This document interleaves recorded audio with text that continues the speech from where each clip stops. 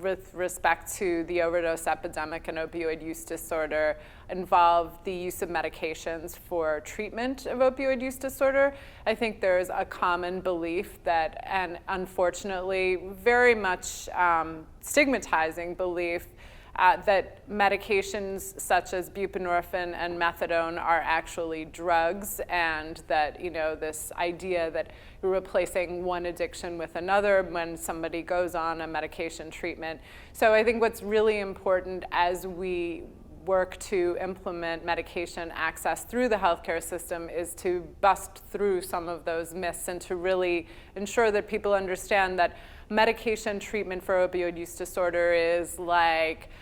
medication treatment for diabetes. So if we think about buprenorphine as akin to insulin, for example, we wouldn't think about refusing insulin to a diabetic because they should just get their blood sugar under control on their own. In the same way, we think about treating opioid use disorder with buprenorphine or methadone as an opportunity to help people treat what has changed in the body and brain chemistry of that individual and address the opioid use disorder. So in addition to these misconceptions around medications, I think there are other barriers that we see as kind of stark challenges in the landscape, and thinking about how do we capacitate a landscape to be responsive to problems related to drug use and substance use disorder, opioid use disorder. So for example, siloed systems of care. So the healthcare system has operated largely separately, and the drug treatment system has operated largely separately from the healthcare system. I don't know, you could say which came first, but I think the drug treatment system grew up separately as sort of a specialty care system,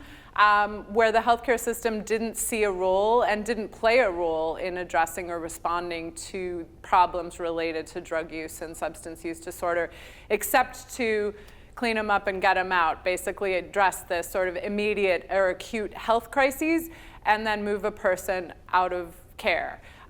Presumably into specialty care, into drug treatment systems, but without meaningful connections between those systems. We've seen continued falling through the cracks, and, you know, an absence of not just coordination but even communication across systems. So that's another key barrier that I think, you know, in part with changes in healthcare structures in this country, and now in the midst of this crisis, we see this sort of urgency that will require these systems to start to work together more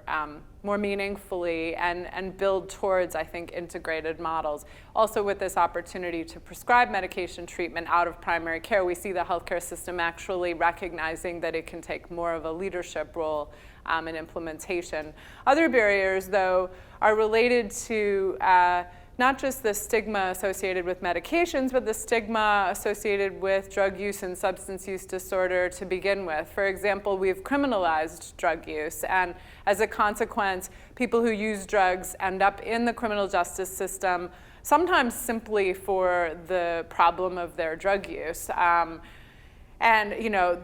qualifying drug use as a crime, therefore, has also sort of shaped how we think about responding to drug use as a health condition. And I think that's part of the challenge that we have to overcome. How do we capacitate the criminal justice system to respond to drug use as a health problem rather than as a criminal behavior or a moral failing? And so those kinds of challenges, I think, have shaped a landscape that we now have to mend together. I like to think about the landscape as what we could have is a safety net, a landscape that is a safety net for people who are experiencing problems with drug use,